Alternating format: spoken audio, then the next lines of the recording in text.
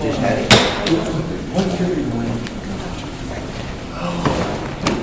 It wasn't his thing.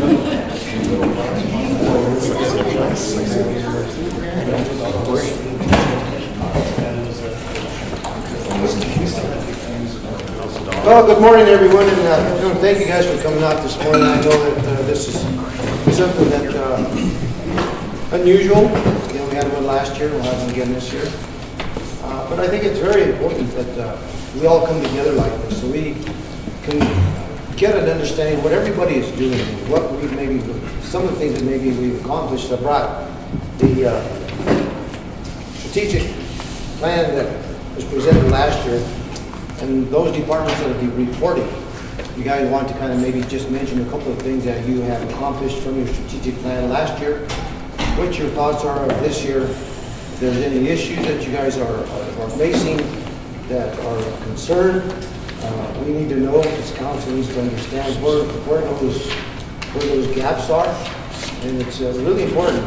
But before we get, Steve is going to be late this morning. He was coming back from Cincinnati last night. He got a flat, and he called me up about 9:30, and he had to put a donut on his car, but he didn't want to travel in the middle of the night with a donut on. I can't blame him. So he's going to be here probably close to noontime, and we'll cover.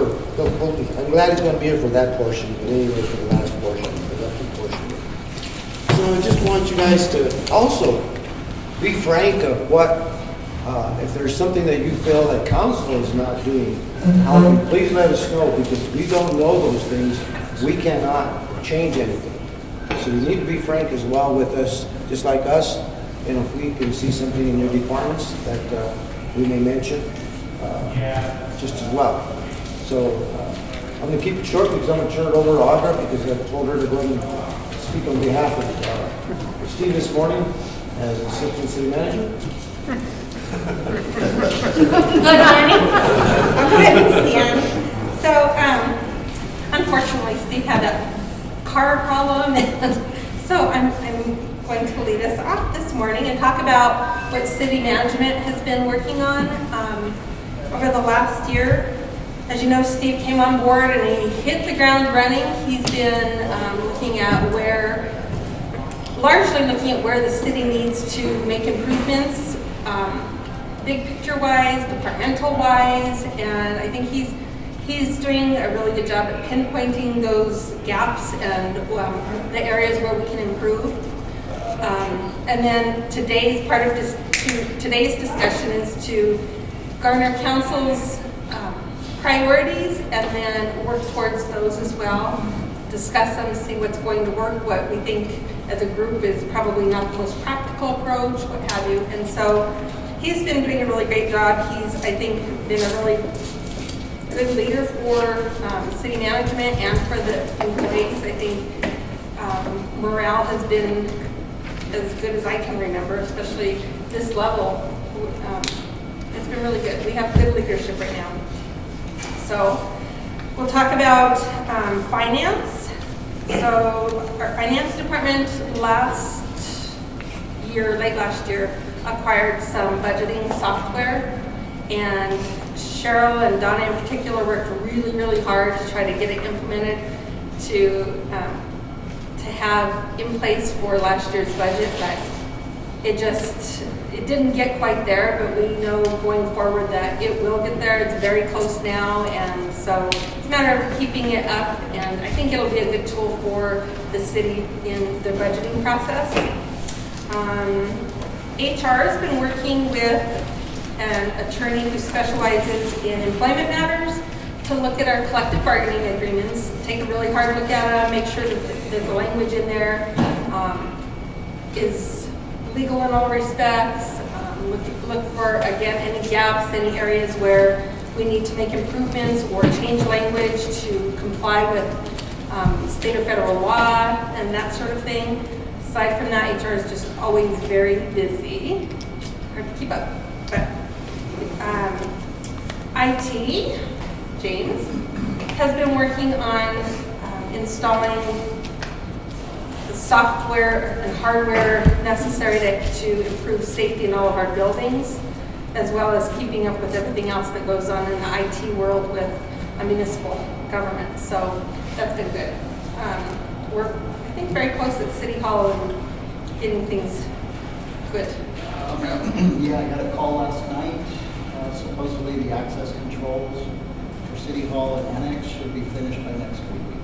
So that's great. It'll improve safety in City Hall tremendously, I believe. So at least that's the hope. Development services. So we hired Keely Williams to be the new development services director, and unfortunately she's out ill today. She wanted to make her first appearance in front of you all this morning, and she's out sick today. So Keely is the owner of the Well Hotel, which was the former Hallmark building. She's an architect. She holds an A contractor's license, which is a general contractor. So she's very familiar with the ICC codes. And so a great addition to the city. Also in place now is our new building inspector. His name is John Wilkinson. He was working in Texas, doing a lot of code enforcement down there. There's a little bit of a learning curve for him from where he was in Texas and how they were handling things to Trinidad. I think he's going to be great especially in enforcing code. I think he's going to be a really great addition as well. He's got a good personality, but I think he's going to take an approach that, we're willing to work with you, but at the same time, we're not willing to just turn a blind eye to contractors without permits and what have you. And I think that's good. It also improves public safety when we do things like that. He has a plan to follow up on open permits. So, as you know, last year we had a lot of roofing permits that went out the door, and they continue to go out the door. But we don't have them all closed out. We have contractors that haven't called and asked for finals. And obviously it's important for those homeowners that have their properties affected to know that their roof was done and done appropriately. And so he's going to work towards filing out all of those roof permits to make sure that's there for those homeowners. Because obviously we don't just charge a permit fee to collect money, we charge it so that we know the work is done and done well. So that's where we are with him. Next week we'll be seeing a new person in the office to replace Victor, who was handling all of the permit processing. In the interim, Kim and I have basically been doing those permits and contractor's licenses and what have you. And so I would love to say we're keeping up. We're keeping up with the permits. We're keeping up with most of the contractor information. But she'll have her hands full when she starts on Monday. So. I'm sorry, what is it? Her name is Tara Booth. You say Tara? Tara Booth. And lastly, as you know, our city manager is a certified municipal clerk. So when he came in, he looked at various aspects of the clerk's office and where we can improve there. One of the things that we looked at was an agenda management software program, but we found that a couple of things. It was probably just a little bit too expensive and didn't accomplish a whole lot more than what we're able to accomplish with our website being upgraded now to where people can look at the videos from our meetings and see our agendas and the minutes and all of those improvements. So there was a lot of crossover too. So it didn't prove to be worth spending that money. What I have looked at just yesterday is document archiving, which I think would be something important to look at, and I'll probably come back to you with that. They've done document archiving, this company has, at the county. And so if you're interested, you can go on the county's website and look at past minutes, They have their resolutions archived, and now the county's actually having their contracts archived. I don't know if those are for public purposes, but the resolutions and minutes are. I thought it was really nice because, as you all know, City Hall had a fire, an arson fire in the 80s, and fortunately we have those records. But it would be tragic to see anything happen again where we would lose those records. And so I think that would be worth the money to have them digitized. I'll talk to Steve about that. I don't even talk to him. But it's not like it's anything new to him. I know he knows that it's out there and it can be done. It's just, I have to let him know I had that meeting yesterday. Anyhow, I hope I didn't miss anybody or anything that's going on. I think I'll just open it up to questions for Let me go ahead and do council a about couple other things real quick. Sure. You know, as you're talking, you know, one thing that we're all faced with here, day in, day out, year in, year out, change. As you notice, there's changes already going on, things that have gone on with Steve, and there's some more changes coming on with personnel. So we have to get used to change. It's something that we just deal with on a daily basis. But I wanted to say this is, as a organization, I think you guys do a tremendous job. Now that we have you, everyone here, I want to say thank you. And from my perspective, from what I see, you guys do a tremendous job. You guys really, in a sense, are overworked. And we really, truly do appreciate everything that you guys do for the citizens of this community. And like you were saying, it seems like there's a lot more cohesiveness going on within City Hall. That might have been helpful to change with bringing the utility people back inside of City Hall. That may have helped. So please take what I just said out to your personnel, tell them and thank them from us, from me, that the job that you guys do. Food is back in the corner. Anybody who wants to grab a bite. Bathroom is over here in the corner. And that was it. So let's go ahead and get started. Like I said, there's several people in the different departments that have to report. I don't have a whole lot of time, maybe about 10 minutes apiece. And what we'll do is we'll start from this end. Councilmember Gray, you'll have a question there. Okay. What we do, we'll start off with this and just all the way down the line, and so everyone can report. Okay, go ahead. Quick question. So I got a sheet from the inspection department yesterday for somebody that replaced a roof. But it looked like the sheet came from a private company. Is that us? So currently, again, because John Wilkinson, our new inspector, is new to the community, new to Colorado, what have you, we are still having Shooms Coda come in, and he's tagging along with them. So Shooms Coda is a company from up north that does all of our commercial plan review and our commercial inspections. And so in the interim, between the time that Ken Robinson left and John began, we kept them on board, kept those inspections going so that we didn't have a gap, because he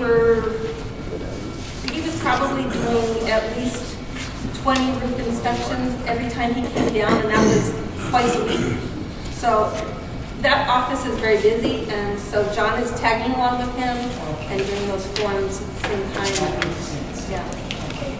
You're very welcome. Let's start off with Linda. I hope everybody knows everybody, but anyhow, just introduce yourself. I'm Linda B. Hill, and I am the Utilities Administrator over at City Hall. And I'll be providing you a summary of accomplishments for 2022 for all 4 utilities. We've got we've got sewer, power, water, and gas. And we have our Jacobs project manager, Jeremy, Dave Pachicha, our power and light director, Mark Hill, our water utility director, and of course Steve Crow, our gas utility director. So with that, each of the guys, the directors, provided me some information from each of their departments. So I'm going to start off with the wastewater. Of course, if you have any questions, the guys are here to field those questions. So For the wastewater department, the 2022 major accomplishments, they welcomed a new supervisor and a mechanic. They operator trained the new mechanic. Second was avoided any work injuries which could result in halted operations. Their annual collections network footage goal for clearing was achieved. They raised awareness in the community of their service and industry necessity. They increased the lift station reliability with new ATS installs. And they developed a process to eliminate E. coli risk with a way to properly clean a non-potable pump well, AKA their last discharge point for sampling. Their goals that they want to focus for this year, they intend to initiate a headworks building construction, replace blowers, PLCs, continue with jetting main lines to achieve our annual collections footage, improve dewatering operations equipment, 6 new certifications received by employees and continuing to work on further succession plan development, 6, increase community outreach and participation. One of the items that I was asked to share with all of you is that Jeremy has an extreme passion for creating a certified operator redundancy. He's been working with new hires and an experienced team to drive the importance of higher level certification for City Hall and community benefit. Does anybody have it? Yes. I do have a question. You know, when you guys first came on, you guys did a complete analysis. That was the first year I was there. And that's why we decided to go with Jacobs. And it was interesting, the report that we got, it really stood out of me when I saw that report on wastewater. There was one piece of water equipment at that time that had not been cleaned, that it was pretty much just quit working. Now it shut down the entire operation. Is that still in really good shape now? Yeah, I think, trying to think of what specific piece of equipment we're talking about. At that time, it would cost a little over $200,000 just to replace the equipment. I don't remember exactly what it was. I'd have to look back at what piece of equipment is that expensive that was in that tire, but everything's been rocking smooth as far as I can tell. We're up on all our maintenance for all of it. Everything's operating pretty smooth. The stuff that isn't is one of those goals as far as like our centrifuge feed pumps needing new rotor stators, but as far as I can tell, all the equipment's been rocking as good as it has for the last 5-6 years of the contract that we've held with you guys. So. Well, I think you mentioned that, I think one of the buildings out there has to be replaced or renovated or something. Yes. What is how far down the road will that have to be? So Bob and I have been taking kind of a bit more initiative on it and getting things rolling as far as construction planning and that nature. That's a bit out of my realm to sort of say, what do we need to do as far as the building itself? I operate the equipment within with expertise, but not building it. But one of the things we're making sure of is to include better ventilation going forward and a coating for the H2S gas. There's not a way that I can mitigate it by oxidizing upstream, so there's still going to be a release of H2S gas. It just needs to be ventilated better in the building. And the building itself, we're looking at ways to address it on top of the proper ventilation setup so that this doesn't repeat with the corroding of all of the building itself. And the ventilation itself is actually what's dropping inside the building and creating a safety risk. So it's a pressing need, and we're getting the ball rolling. As far as like when would break ground, that might be more of like Bob's expertise to tell me. So do you think that the building itself could be salvaged, or do you think that's going to? The equipment within it, certainly. All of that is up to par and in operation. Some of it is aged and is going to expire within, say, the next 5 to 7 years, kind of lifeline expectancy. But yeah, the building itself, definitely needs replaced, but it's mostly the outer walls. A lot of the skeleton we're trying to preserve and avoid spending where it wouldn't be necessary to over reconstruct it. The last thing I have is that last year I was at a meeting and they were saying that in 2026 or 27 there's some major changes coming to wastewater. And I'm not sure if you guys are aware of all the changes that are coming. Yeah, the nutrient removal requirements, it's a total inorganic nitrogen and phosphorus removal. Currently, with the construction of the basin that we don't have the constructed ability to facilitate that removal. We actually can capture some phosphorus removal right now, but the way it works right now is that we have a permit requirement to eliminate ammonia.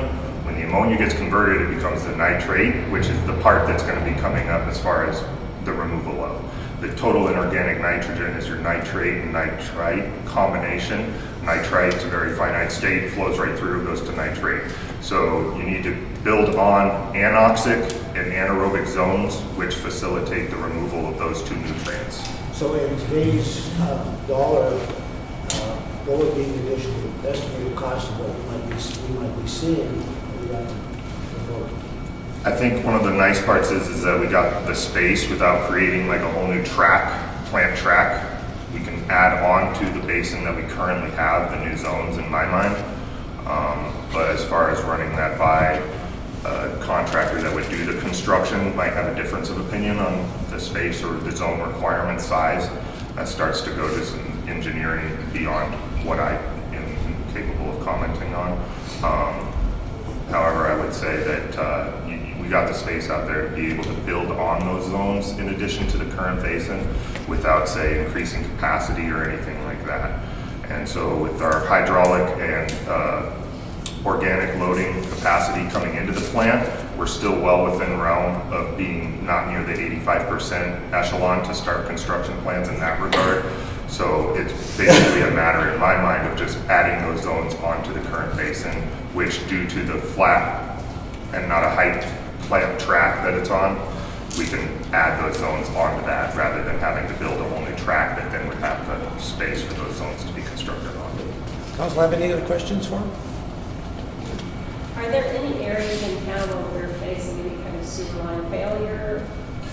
The construction of the hotel over there, we have pretty much narrowed it down to there that we have some infiltration into our piping that resulted over the summer of me explaining and reporting to the state why we were up against that 85% hydraulic echelon or threshold that we then say we would need to initiate construction plans.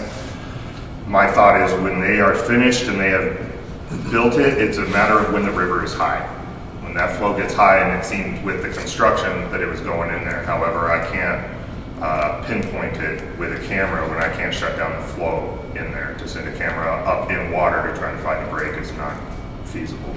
But I think that when they get the construction done, this is my hope, is that they'll have the embankment better and that it won't be seeping out to where it is encroaching into that, I don't know, break in the pipe, wherever that is, out there by it. But we pretty much narrowed it down to that being the zone. So that is the one place of some problem. The other is Commercial Street, but we have been working on the grant idea of getting that section replaced. And I know that was not an attractive idea based on having to break up all the brick in the past, but it's needed to be done. Which part of the partnership is that? By the bank? More so down where the lift station is, right by the bridge, working back towards Mint. By where Comcast. Okay, Linda, who's next? Hi. I have a Oh, question. sorry. Sorry. After listening to your talk there, I have no doubt that this is handled. I'm just curious. The H2S, where did you say that occurs in the system? Builds up as the process. Once everything goes right into the sewer, already the bacteria starts breaking it down and creating the process of converting all of the bacteria out and breaking it down. Sure. So by the time it reaches down to the plant, the cumulative has all been, bacteria has been eating it up, H2S gas being released out as a side effect. And then when it finally reaches a zone where it opens up into the building, the channel goes open instead of being in pipe, then that gas is then released into the building. And I have no doubt you guys have covered due to the professionalism you're demonstrating, but how are workers protected against each of We open up the building, but other than that, these? Is there any monitoring? that's been something that I've needed to be getting done as far as an insurance requirement. However, like I said, I don't have a way to oxidize it. If we put a meter on there now, you might be able to measure it. I had old operator mounted one from when I was working oil and gas field, and I gave it to the guys. And we weren't measuring anything in the building even when they would step in there. However, you know. As you know, it's one of the few gases that kills your sense of smell. Right. Yeah, and it is highly dangerous, and that one, you know, it very much was made clear. Unfortunately, you see one of your brothers down in that building, you ain't going in. You go call Dave and his people. But it sounds like you're working towards. Yeah, that's the second, well, probably, to be honest, other than falling objects out of the roof, that is the second biggest safety risk that I'm looking to eliminate with that. And for us, the safety relevance is the biggest issue. I'm not gonna. So today it's below detected. As far as what my, meter on the chest was measuring, we weren't getting any measurement, but we are real good about first thing opening it up and venting it out. So we'll open up the bay door and the other door, and it creates breeze through in there. However, on a windy day, it's not a building you go and hang out in. It's so no matter what, you're trying to stay out of there for very long anyways. But yeah, I don't know. With the evidence of the corrosion by it versus the measured monitor, whatever, I don't know the accuracy of those compared to what the insurance is asking for is to have one that you would read on the outside of the building to tell you what it's measuring inside before you would ever go in. All right, so the next department is our power and light department. So the 5 to 6 major accomplishments that they'd like to share for 2022 was our rate increase, completion of the 4160 breaker project at the power plant, synchronization of all 5 generators at the power plant, completion of phase 1 of the Riverwalk lighting project, and they're almost at 100% transition to smart meters throughout the city, and then completion of the East Street project and the Hilton Garden Hotel. Our goals for 2023 are to begin the First Street project throughout this year. They'll finish upgrading the substation and infrastructure throughout the year. They'll be completing phase 2 of the Riverwalk lighting project. They'll continue working on Americana Road. The Americana Road project. They'll complete the Timberview Apartments project. That's on 7th and Denver.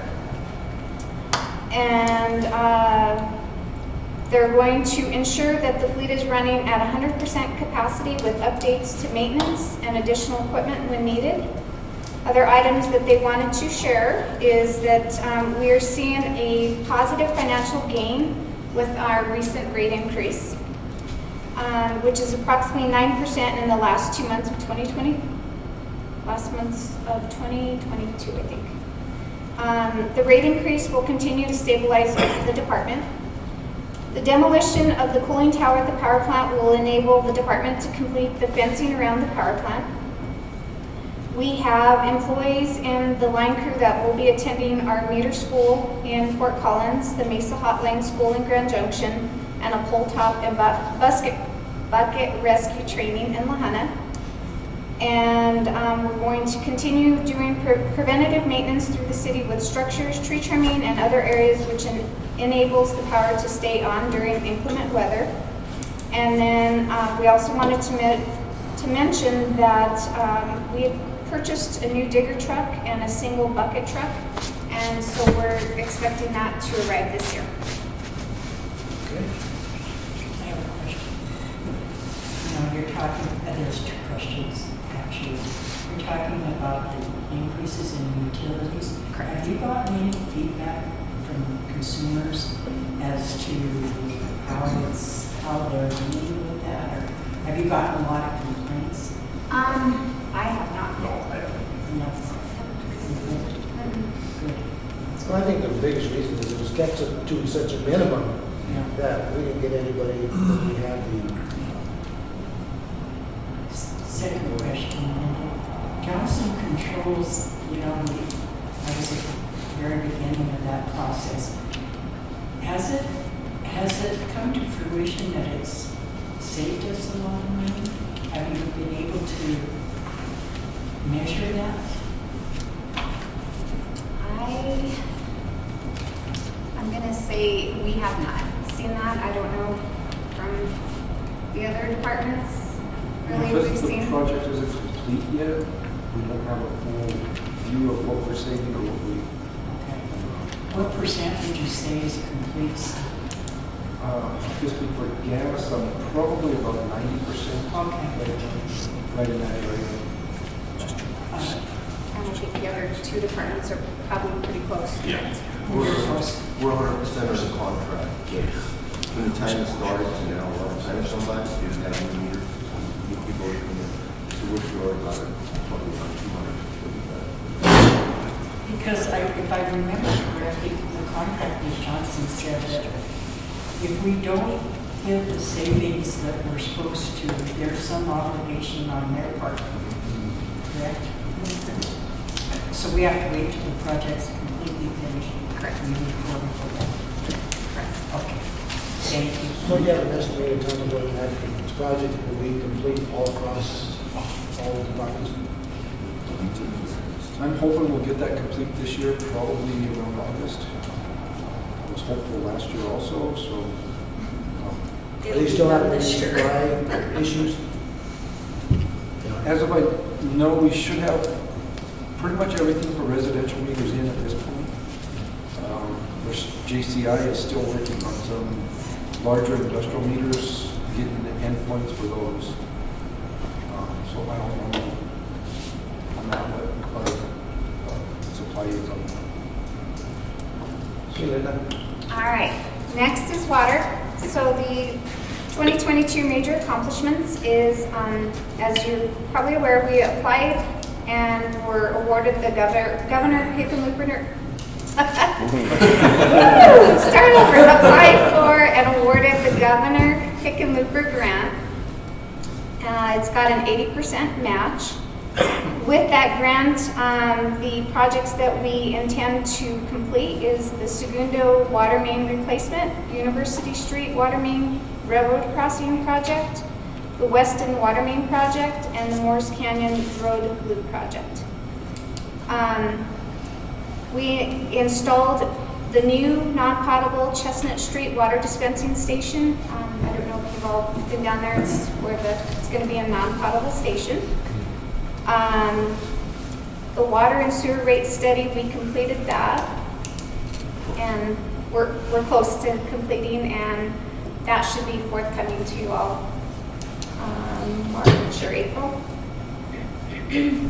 They're working on the water tank rehabilitation. The engineering portion was completed. The land swap proposal with the Corps of Engineer in order to build a 1.5 million gallon water storage tank. And then the water main stabilization at the river crossing below the Trinidad Lake Dam was completed. The goals for 2023 are to get started on the projects that I mentioned that we were awarded the grant money for. Implement the water and sewer rate study. Get into compliance with the LCRR, the lead and copper rule revision.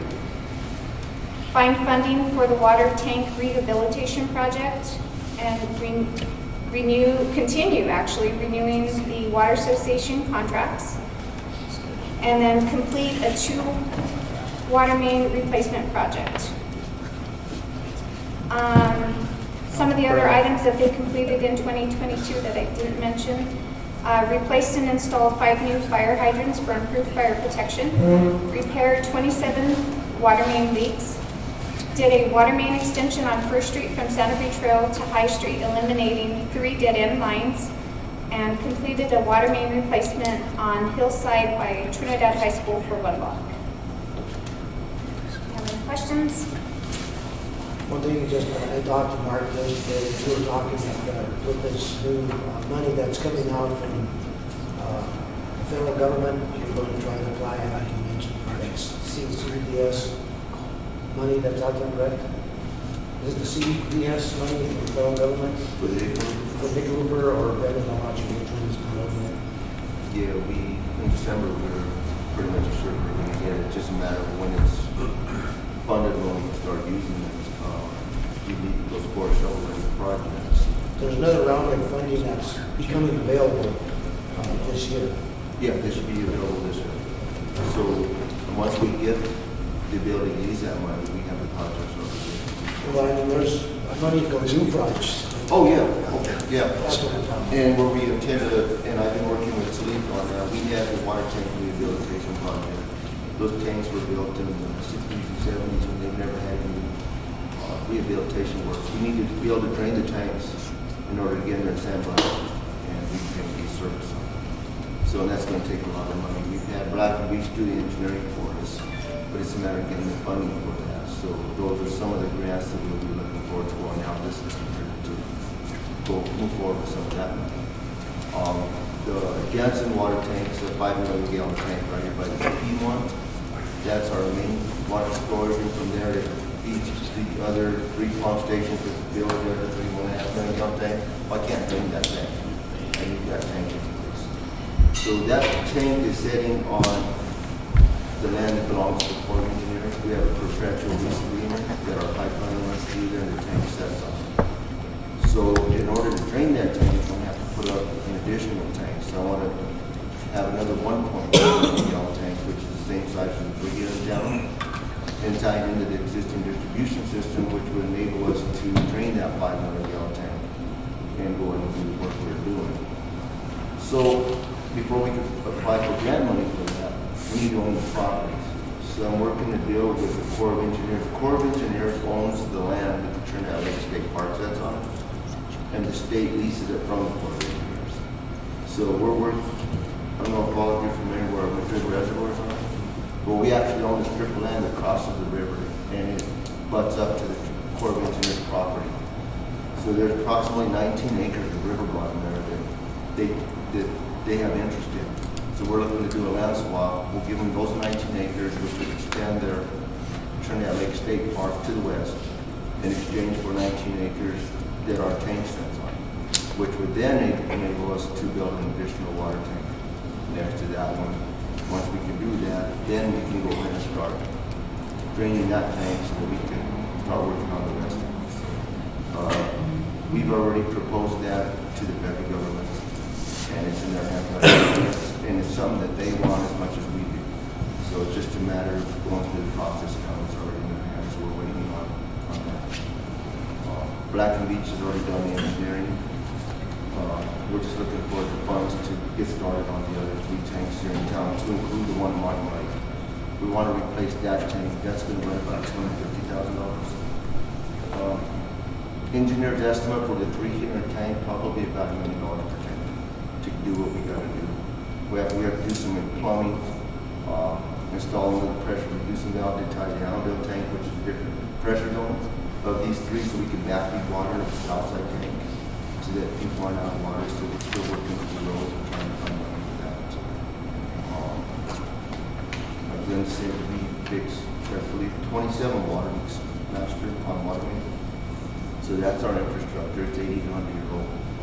We've been progressively trying to replace a bunch of these water mains as the funds become available. The LCRR, the lead copper rule provision, is a big one. The state's mandating that it's not just us, it's all cities and municipalities throughout the state have to comply within the lead copper rule revisions that they're putting down on us. We have to be in compliance to the late part of next year, I believe. August. We actually have an inventory.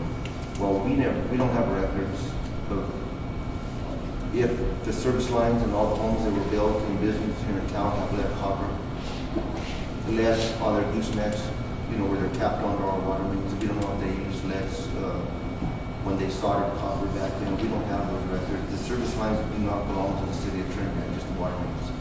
Well, they're making us mandatory that we do the inventory on every tap that's in Trinidad to find out if it has lead or copper. The Denver Board of Water Works has departments, that's all they do. And they have the funds in place. They've already started replacing lines. That's how they're tackling it. We don't have that ability. So we're working with the company, 120 Water. In fact, we have a meeting with them at 1:30, a webinar on them this afternoon again. So we're going to look at possibly hiring them to help us get us in compliance with the state next year, where we have to have an inventory where we don't have the manpower to do it internally. So their company is specialized in that, and we're looking to possibly hire to help us get in compliance with the state to see what we need to do, if we need to do anything. But we have to do a lot of testing to see where the lead is on all of those service lines. So it's a big deal. Question? How do you do the testing? There's different ways. We already test annually once a year. We send sample bottles out to various individuals throughout the city of Trinidad. They got to do the first drop. The water sets overnight, goes sample bottle in the water. We send it to tabs, the lab where they test for lead and copper, and they have to do within the requirements. We've never had any issues so far.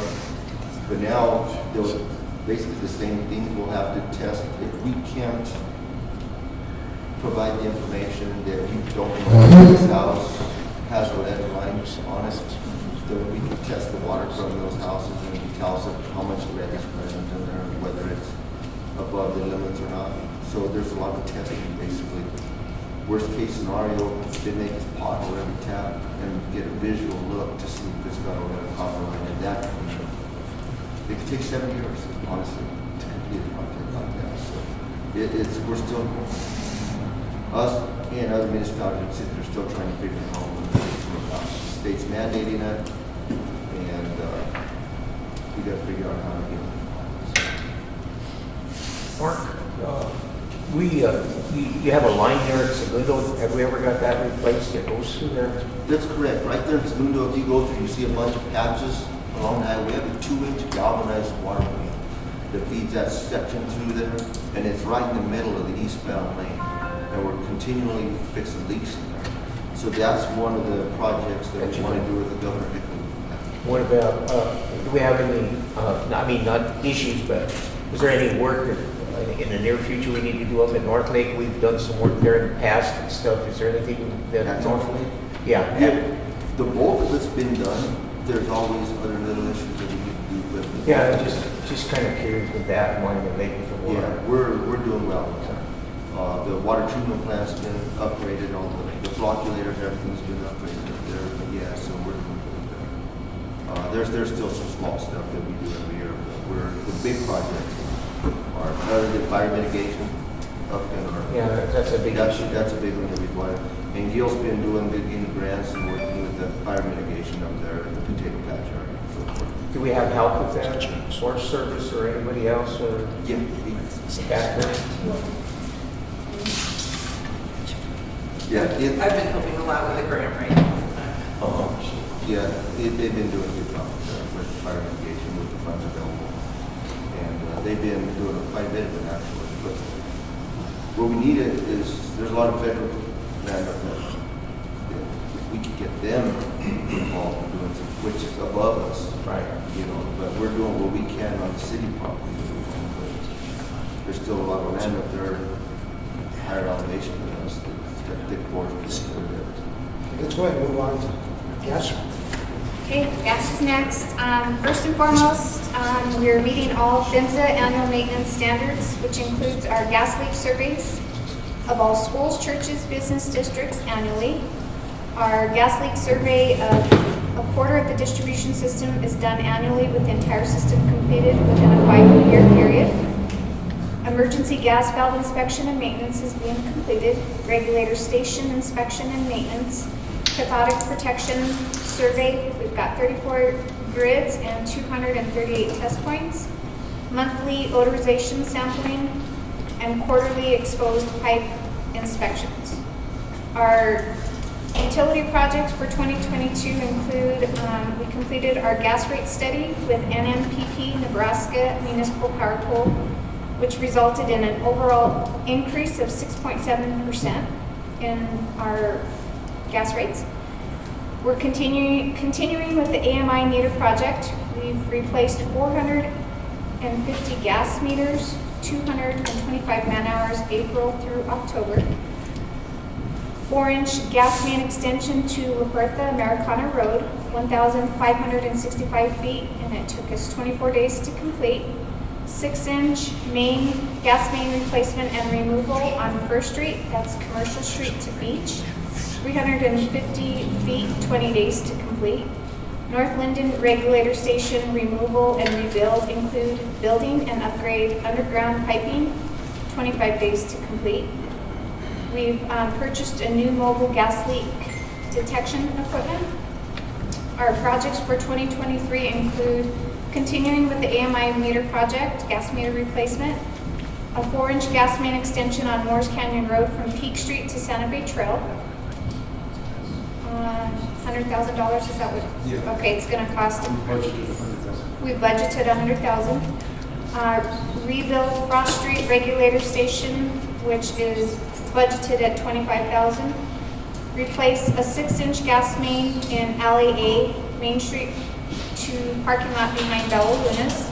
Replace a 6-inch gas main in alley behind Sister Blondina's Park.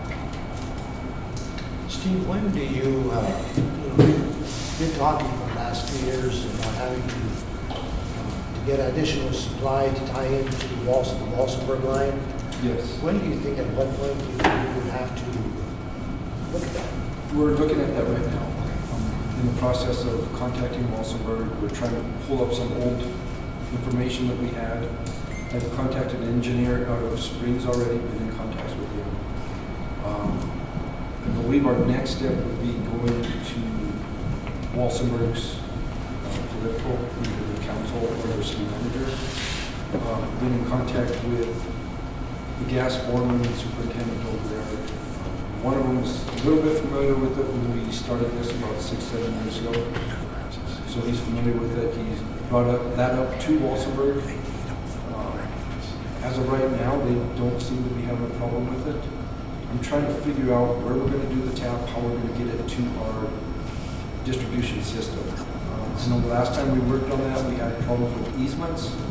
We picked out a spot where we were going to tap into Walsenburg's line. We had to go through about 5 different properties, different property owners. 4 of those worked out good. One of the property owners unfortunately passed away, and there was 6 children that inherited that, and they didn't want a pipeline to go through the property, and that's what kind of stopped it at that point.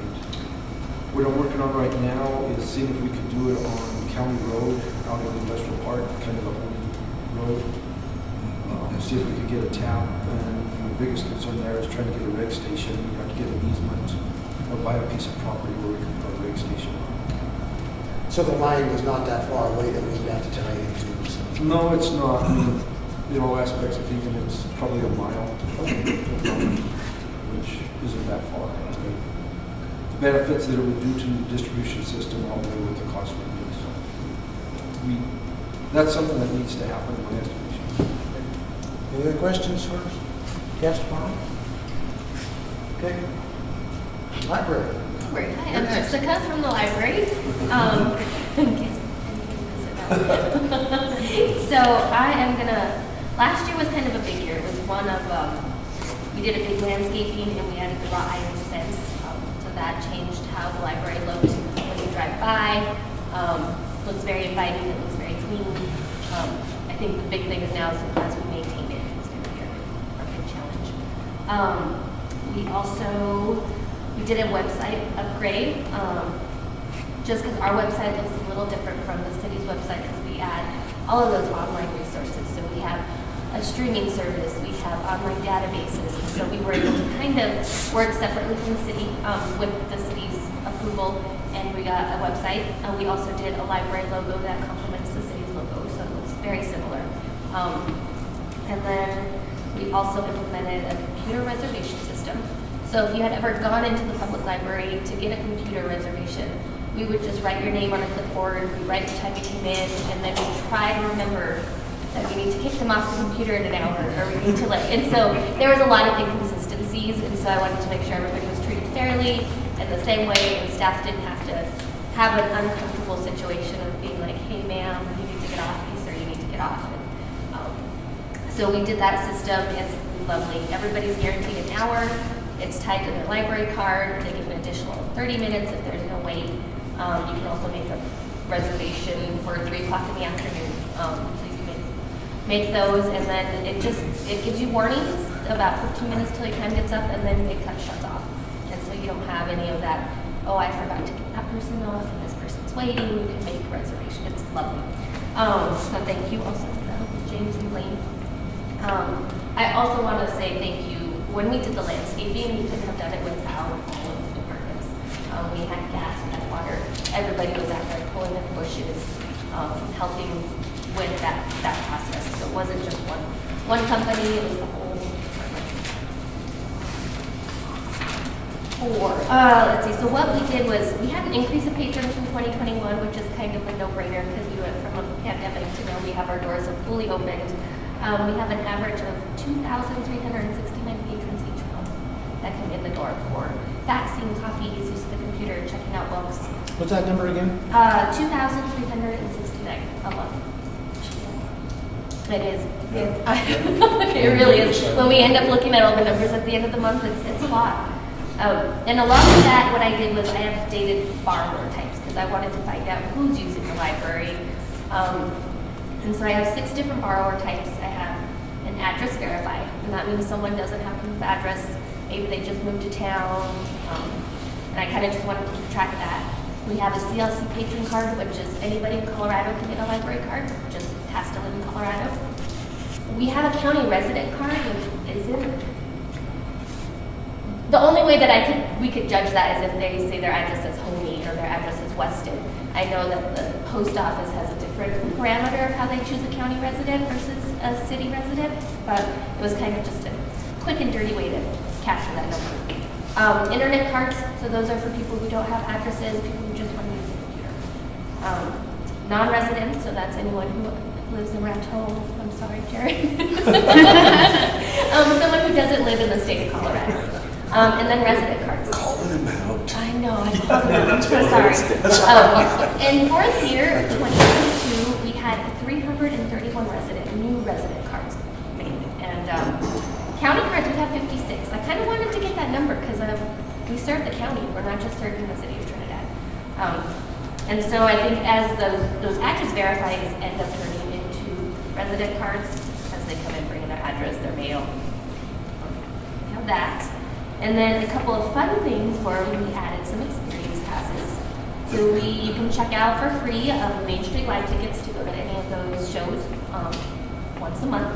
We had Triggers tickets, and we also have the State Park Pass. And then we added a new thing called the Library of Things. So we have a telescope you can check out. We have a binocular set, ladder golf, cornhole, slammo, croquet, 3 hotspots, and 4 Chromebooks. And so those are all outside of just checking out your books and magazines. I know. That is a huge problem, actually. Storage is big. It's all stuffed into the staff's workroom. So they work behind everything as we piece through that. So those are, I think, a couple of our accomplishments for the year. The major goals that we have going on is we really need an HVAC system upgrade. For the entire 2 years that I've worked here, our heating system has not worked. And we've had to close last year, we closed this year because of those -degree weathers and the building cannot keep the heat. The third company who came to look at it has finally actually got it kind of limping along. It's not fully running because we have compressors outside that aren't working, but the electrical units he got going. So that's our big one. And then we are working on having the ability to accept credit cards. We're moving into 2023. We need credit cards. Well, people do copies. Use that machine. Yeah. That's even better than what we have. So we have people who do faxes or copies, and people come from out of town. When the Rad Fest was in town, we had a lot of people coming to get copies, and we have to send them to go get cash or a check. So we're working with finance, and that's probably going to happen in the next couple months. I'm going to work closely with the local businesses and attractions to try and add more experience passes, which I already worked with Raton, gets the passes to their aquatic center. and with Stacy, Community Center, we'll pass this for the summer. We're also going to work closer with the middle schools to kind of get some team programming going. It's kind of where we fail. We don't have a big, and it's a hard group to catch. I mean, they're 12 to 15. They don't come to the library, but we need to figure out how we can get them in. I'd also like to upgrade the library flooring. One of the new policies I implemented was no food and no drink, because my dream was to have nice new flooring, so I don't want any food or drink on the floors or on books. And then I'd like to add 4 more patron computers. That's going to be a bigger project just because we have to find out if our building can actually, the electrical work will actually happen in our old building. So that's down the road, but in the future.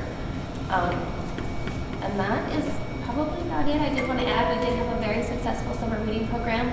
One of our biggest programs, and I think Erin went to, was our Seafoam in the Park. We had over 300 people show up to that event. It was at Central Park. That line was lined out to the sidewalk, and we were letting kids in like 50 at a time for a song and just rotate them out.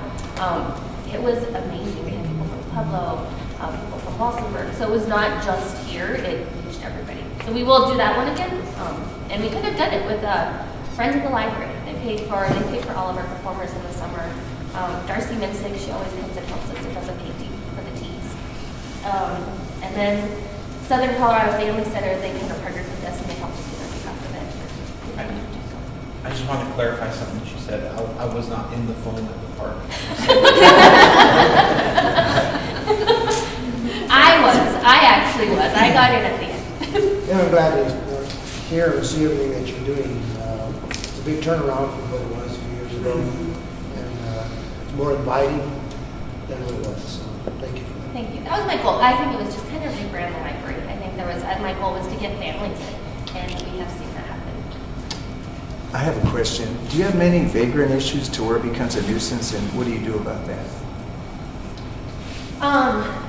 So I tightened up on policies when I moved here, and they were in place, but they just weren't. Nobody actually followed them, and nobody said, "Hey, this is the policy of the library." So we have a couple. I don't let people sit on the steps because you can't block the steps as you're coming into the library, because if someone needs the handle, you're blocking their access to the library. So I'm very on that. Like, please don't sit on the steps. With the landscaping, I had taken out a lot of benches, so there's not a lot of places to sit. And I think we have people coming in, and it's just more of, hey, there's no sleeping on the floor. Nobody in children's can be in children's unless their parents or they have children, or they have a reason to be in children's. So that was also something that I changed, where people were sleeping in the treehouse. I just changed those things, and that kind of made a difference. So there's not just a bunch of people sleeping around. You're in here, you're using the computer, you're charging your devices. That's huge. We do need to figure out how people need to charge their devices, and there's not a lot of places to do that. And so I need to figure out what we can do to help them do that better. But that's really what they're there for. They're not. It's just a little bit of a change. I think we're walking the library a lot. We're not letting people just know that we don't see them. We see them at every aspect of them when they're at the library. And the landscaping changed. We locked that back doorway area where they used to sit on the steps and do drugs and light fires and whatever nonsense they did back there. And so they no longer have access to that. I was going to ask you that too, because there's a lot of libraries up north that are closed because of crystal meth and the bathrooms and everything. So I don't know who does the testing. So there's no testing actually set up for big public entities like ours. I think there's no protocol, is my understanding. And there's a chance that you could get exposed to meth in any public facility, but nobody's cooking meth in the library. And so one of the policies we did, I swear to God, no one's cooking it. So that exposure is not going to be there. And what we did when we opened was we only have one bathroom open, and it's locked. So you have to come and get a key. We take your name, and then you have to bring the key back. And when we install cameras, it's in that hallway where the bathrooms are. And also staff, the we all have shifts that we all periodically, 4 or 5 times a day, go through, we clean the bathroom and we check it. If there is an issue, we have to name. And I've had, not a drug issue, but just some issues, and I go and I talk to the patron and say, hey, can't pee in the sink. You're on notice, like, don't do that. Because I have their name and now they're accountable for what they do in the bathroom. And we're doing, so that is what everybody's kind of guidance is, making sure you are cleaning the restroom so that access to the bathroom is not unlimited. We're lucky, we're not a big dense library where they have big public restrooms. There's like 6, 7 stalls. We just have one bathroom, so just one entrance in. Do you have a lot of people taking advantage of the state park pass? Yes, we do. It is, and so it's checked out constantly, especially with it goes to Fisher's Peak. So, and it is a lucky day pass, so you can't reserve it. You can just ask if it's here, they can check it out. Example, just one pass, is that? We have 2. We have 2, and that is provided by this library, state library. What I like about what you're saying is that I don't hear that you're saying that certain people aren't welcome at all, but that there are rules to this space because it's for everyone. And that's what I've always wanted to see in the library. It's for everyone. It is, and that's how I tightened up on behaviors, is what I did. Great job. James. My husband calls me the hatchet. James Orlick, IT Director. So, biggest goal since I started was what I saw in the city is much like the utility guys are dealing with is in IT world, 100-year-old technology. So we've got old wiring and old equipment. So my goal has been to get the hardware upgraded, get the infrastructure upgraded in order to centrally manage the city's network. So along those lines, over the last couple of years, we've upgraded all the desktops, so they're all running either Windows 10 or Windows 11. We've installed battery backups to help with power outages, power fluctuations, so we're not subject to data loss or productivity loss. New antivirus that seems to be doing a better job than the one we had before. Let's see. Integrating the short telephone system. For some reason, 4 years ago when the short telephone system was purchased, there was no provision to include all of the city buildings. It was rolled out to the police department and city hall, but we didn't have enough licenses to handle all the other buildings. I couldn't bring in the utility buildings or anybody else because we didn't have licenses, nor did we have the hardware to do it. So we've actually spent quite a bit of money increasing the capacity for the short tel system. The initial purchase of that was limited to 100 users, basically, and it was nowhere near enough to handle the entire city. So along those lines, in order to get short tel system at the gas department, for instance, we've had to upgrade the network infrastructure, new cabling, new switches, new computers. So we've done a pretty good job at getting everything updated. We're currently heading towards working on the utility department. Last year we got fleet maintenance, welcome center, library, and community center integrated to the short tel system. So now you don't have to dial an outside number. If you're at City Hall, you don't have to dial whatever community center's phone number is. You dial extension 412 or whatever it might be. So along those lines, with centrally managing and upgrading infrastructure, we're able to start consolidating some of our services. So I just canceled a circuit yesterday that will save us about $1,400 a month on just one circuit. I'm in talks with CenturyLink right now to change how our phone lines actually come into the city. So right now we're paying about $3,600 a month just for telephone service. And the quote I got yesterday is about $750. So just with those two changes, we'll be able to save about $46,000 a year. But we've had to spend quite a bit of money to get to that savings. So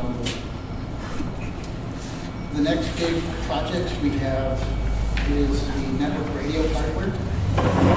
We put a couple radios up on Simpson's Rest, and then each of the city buildings will have radios on them so that we can better tie in the network to each of the locations. And that will allow us to get rid of some of the internet services, I guess, at each of the locations. So, and for when we start to roll out fiber to each of the city buildings, the wireless radio system will be a redundant path. So initially it'll be the only path, and then it'll become like a spare circuit.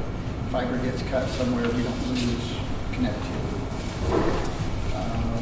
Let's see. So in terms of network infrastructure, we still need to do gas department, some fire departments are done.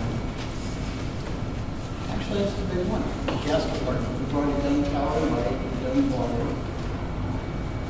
So we're working on your Shortel system, getting the network upgraded there probably in the next couple of weeks.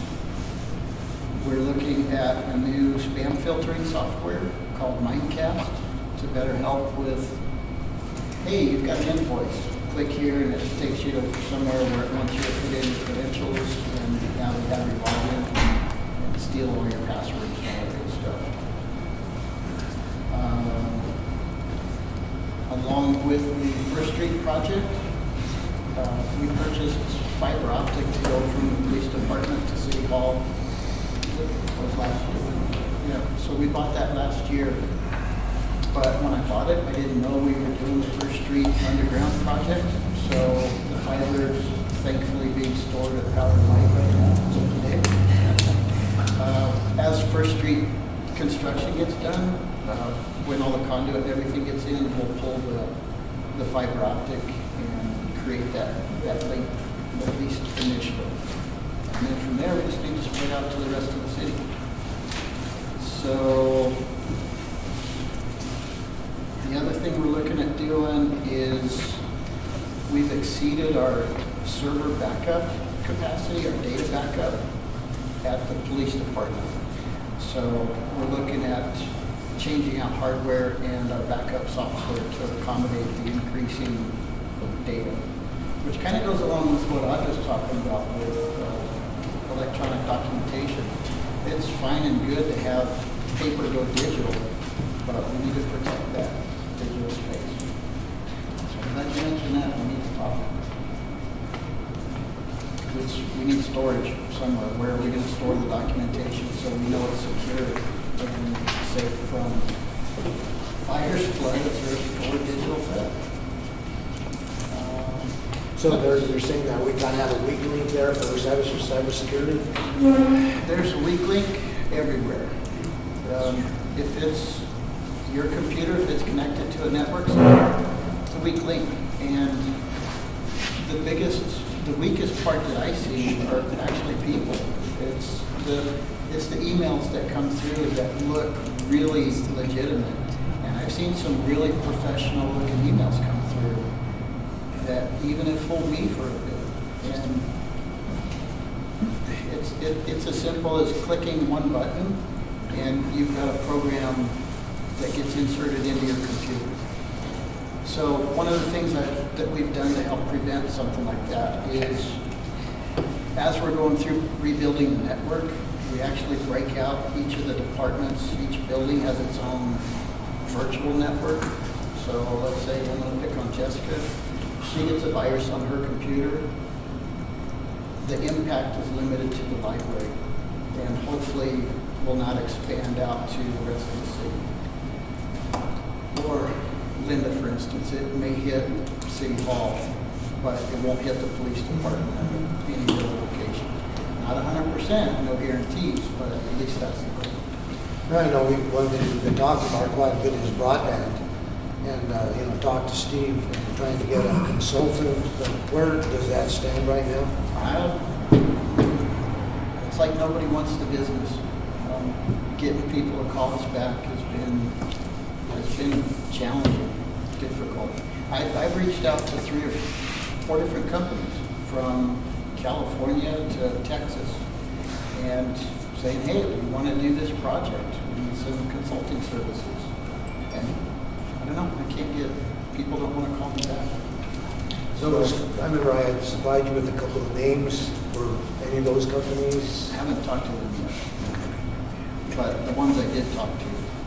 Because it sounds, some of the information that I'm getting on emails is that some of this stuff is beginning to come to a head as far as availability of funding. So we need to figure out a way to, what do we need to do? And availability is a big thing. I know all the departments are struggling with it. The access control at City Hall that's hopefully going to be completed next week was a 2-year project because of hardware delays. Back-ordered equipment and fiber optic right now, there's huge back order in fiber optic. So James, lines, so. I've been contacted by Comcast, and they want to meet with us. And we will probably in the next couple of weeks. They're interested, of course, in maintaining what they've got. So I think that's something we need to look at the upside and the downside of that. Yes, so I reached out to CenturyLink and I said, give me a quote to do point-to-point fiber provided by CenturyLink to all 14 buildings that the city owns. The quote came back at $95,000 a month. That's a bargain. And that's a bargain. So, and that's for gigabit services. And I said, I laughed. I said, first off, why wouldn't I just save, let's assume I had that in my budget. Why wouldn't I save that $95,000 a month and we would install it? I'll get in a bucket truck and install it if I have to. So they came back with an alternative, lower speeds, and it was $45,000 a month. So then I got a call from Xfinity, and I said, give me a quote on point-to-point services. And theirs came in at like $24,000 a month. I still don't have that in my budget. So we can talk to Xfinity, but what we end up paying, the thing that upsets me the most is, let's say we went to CenturyLink, we would pay that money for them to install their fiber, which they then sell out to other customers. So the city would pay for that infrastructure that they would then profit from. I would love to see the city run our own fiber, and we will lease it to them. Oh, I know, that's one of the things. Did you ever call Loveland to see how they accomplished their? We actually had a meeting with the IT director at Estes Park. Yeah, Estes Park. So they had a fire somewhere on the highway going to Estes Park that destroyed the fiber infrastructure, both Comcast and CenturyLink. And when Estes Park called the service providers, they said, we'll get it up in a couple of years. They're like, well, we can't wait 2 years to get internet service to a resort town. So they dove in and started running their own fiber. And they share services with, they'll lease fiber optic to CenturyLink or Comcast or whoever's out there. But the city of Estes Park owns their own fiber. And the other thing too is that, the state now has a broadband office. Have you had any discussion with them? yes, the city of Trinidad is considered a served area. We have high-speed internet available through multiple providers, CCOM, Comcast, and CenturyLink. So we don't qualify for a lot of the grant monies that are coming in because they're aimed at underserved. So underserved, if we were Weston or Levita or you're Weston, see, you guys could get millions of dollars for fiber. Pony, we could get money for all of the outlying areas, but a lot of those funds are not going to apply to us. And that's why we need a consultant. We do. I got a contact, then I'll see if I can reach out to him and see if he has any additional consultants. And the last time I spoke with Steve, I think the plan is to put out an RFP and get it out nationwide, and maybe get some more interest in people wanting to help us out with this. I had a quick question. Right now, what's the top speed for radio transmission as far as? So I went with, when I first started, our city street cameras, I used a radio from Ubiquity, and top speed on that on a good day is about 400 megabits per second. The radio equipment that we just purchased is supposed to be good for about a gigabit, but weather's been really crappy to get up on Simpson's Rest, and so I've yet to test it, but it's supposed to be gigabit speeds on wireless. It's just something to consider. I think the future is wireless and conductorless. So you put a lot of money into fiber. Well, so here's the thing. We spent $23,000 on the radio hardware, which it's a pretty good bargain for the speeds we're supposed to be at. Right? Those are a fraction of the speeds that we can get on fiber. So even on the best day, fiber optic can be 100 times faster than wireless. Good morning, Mayor, council members. For my comments, let me begin here and say, a council member recently asked me how much litigation we have. And I'm happy to say we have none. And that is my reason for existing, is to try to ensure that we have none. And we haven't had any for quite a while, knock on wood. And we've had a couple of close calls, especially a certain incident that happened last July. But I wish I could take credit for the fact that we have no pending litigation, but of course we have wonderful CIRSA attorneys who were responsible for swatting down the potential litigation that we had from the event last July. But we have no litigation. And also I should say that I have rules of decorum, sample rules of decorum coming to all of you soon. And I want to have staff review that for a second. I have a working draft. Any questions? Yes, sir. Are we doing anything special for coming up 4th of July situations for our security and we will have, I'm sure the chief has thoughts on that subject. But I'm sure that things will be done differently. Well, thank you for keeping this out of hot water. My pleasure. It's fortuity. There's certain places you and I cannot go to. Well, you guys, yeah, right, yeah. And you guys follow legal advice, thank goodness for that, so it makes my job easy. It's so nice to see your face again. His face? No, yours. Right. And I'm always looking at you guys from an angle. Now you know your faces. Tuesday and Friday, it's a treat. Right back at you. I'm sorry. No, you're fine. Good morning. First of all, I'd like to just give a shout out to our leader. I think our other department heads here concur that anytime you get a new city manager, there's always a risk of what you're going to get. And Steve has been good, so I think everybody here will probably concur with that. So that's the first thing I wanted to say. He wouldn't say that if Steve was here. No. We could talk about it since he's not. It's been good to work with him, so I just want to let you guys know that. Is there any, I got 4 departments. I know you guys are on kind of a time schedule.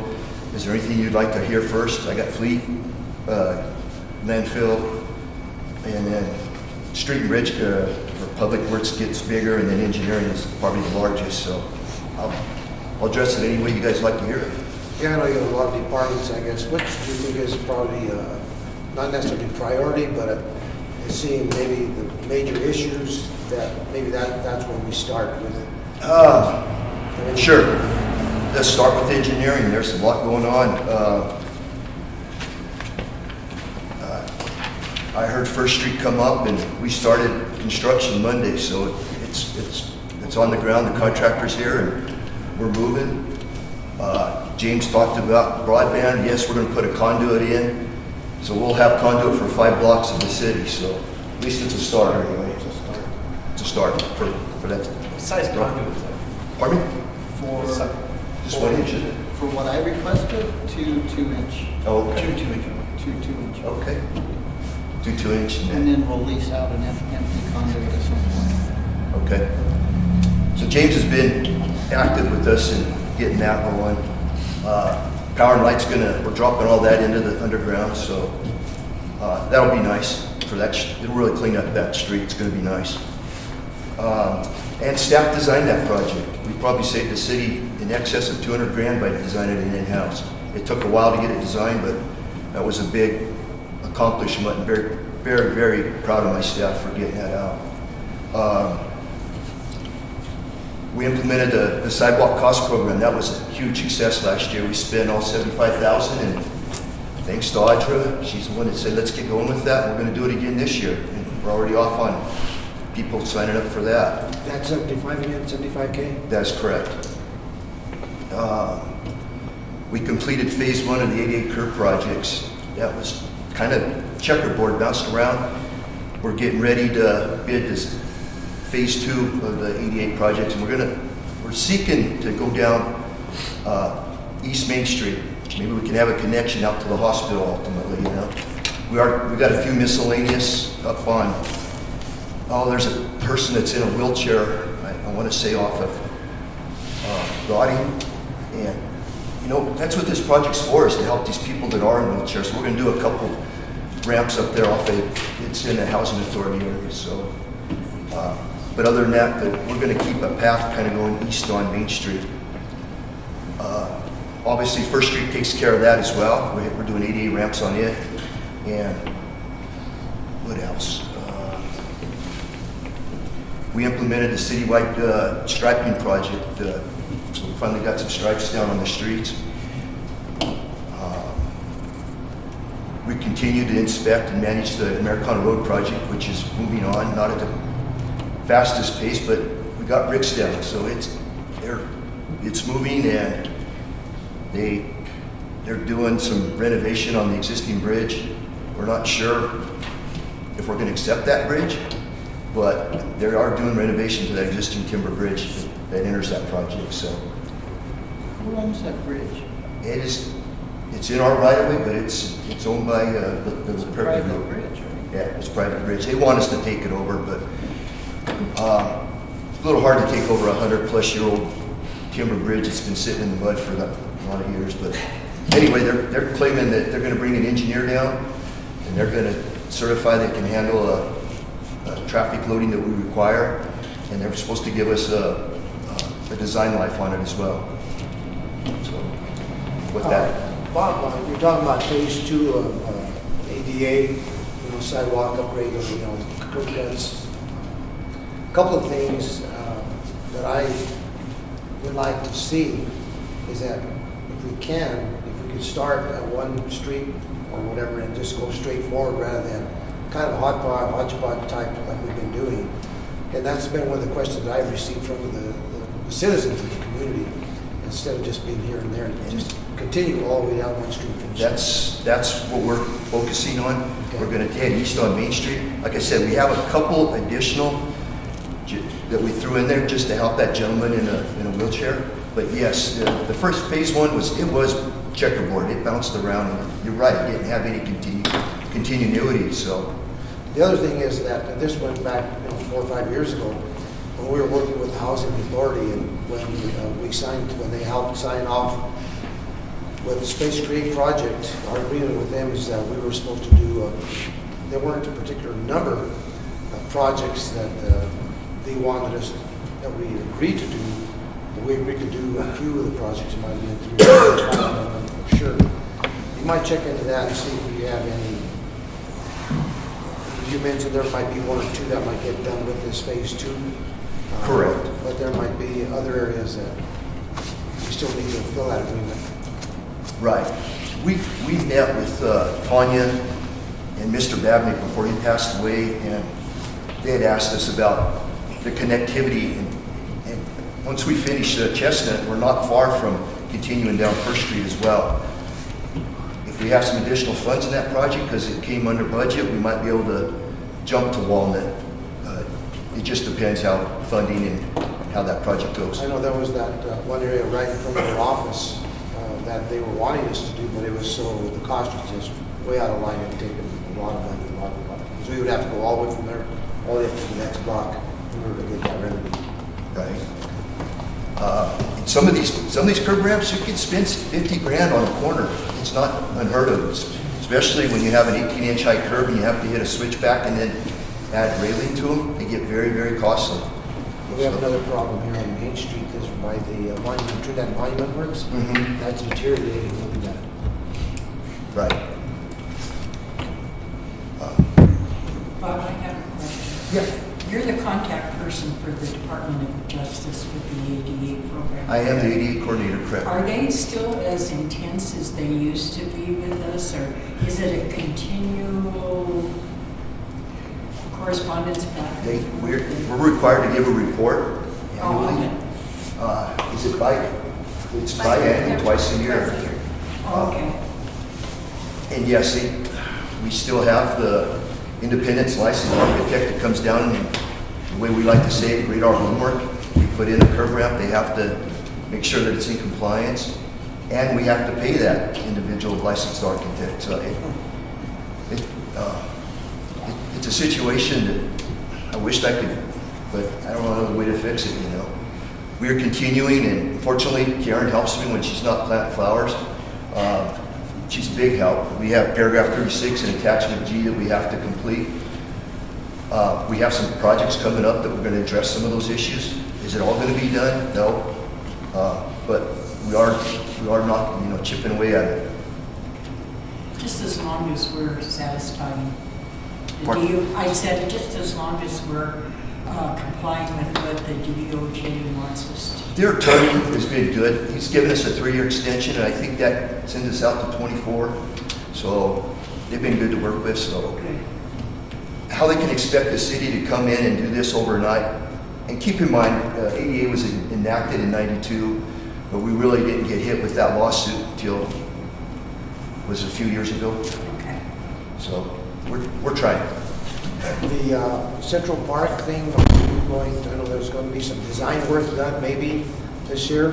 That's our intent. Yes, we would like to get the renovation going on the grandstands. Eventually, in Public Works, we're going to go through and patch all we have these lateral cracks in the path. We want to get those patched. But yes, we want to try and do the grandstands. We think we can do that in-house. Yeah, for everybody that's here, one of the things that we decided to do is instead of taking money that we had allocated for a aquatic center to move it over to the Central Park ADA renovations that we have to do. That's what Steve relayed to me. So yes, it's on our goal list. What we'll do is we'll get down to fire, and then we'll take a quick break and then come back and do the rest this morning, okay? Okay. Right.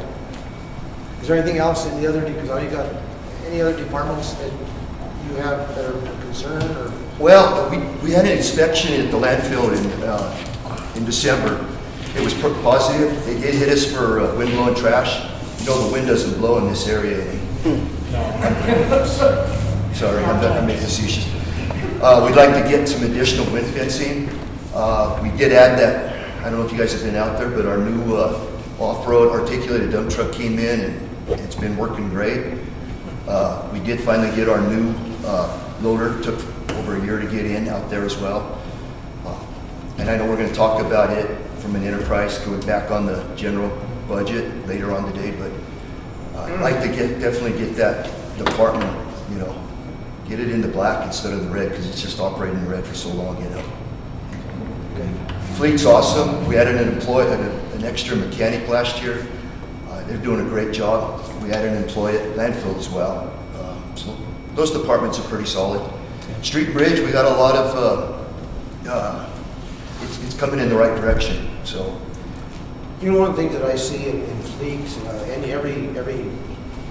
twice a month, you know, we get the report from our financials, and boy, it seems like there's an awful lot of parts that fleet, I'm not sure if it's because of old vehicles, or is damage being done to some of the vehicles, or what, but it seems like there's an awful lot of money that is being expended for repairs.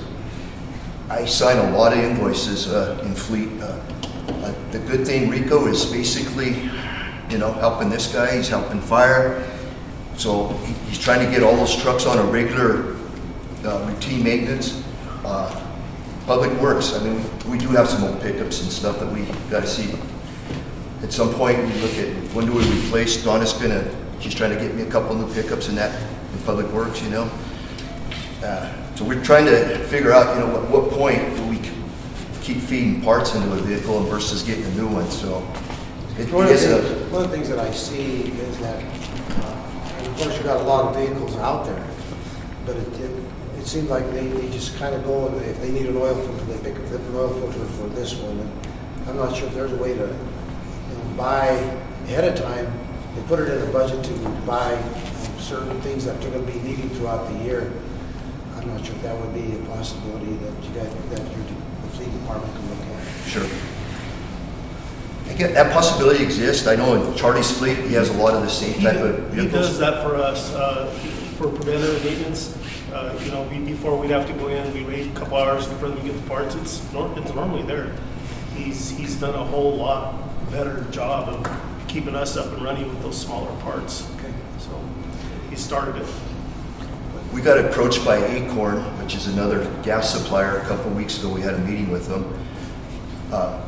They told us if we started fueling out at their dispensing station, we'd save 5 to 10 cents cheaper than everywhere else. And I'd like to get that in writing. I went out and filled up my vehicle that day, and it was a nickel higher than Alta.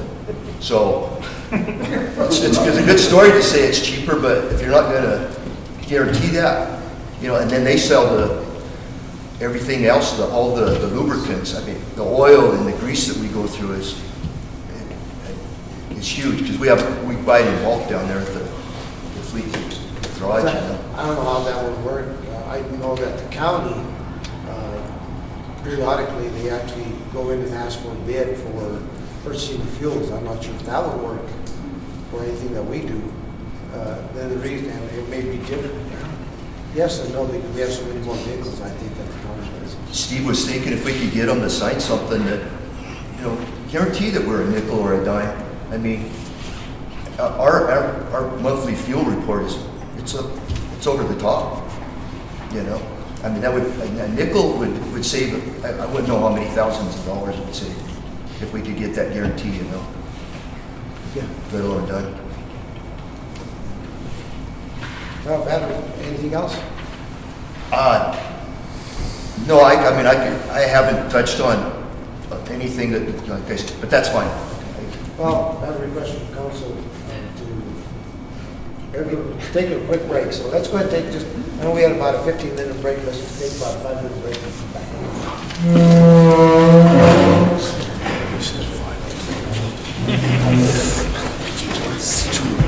I think he said it's about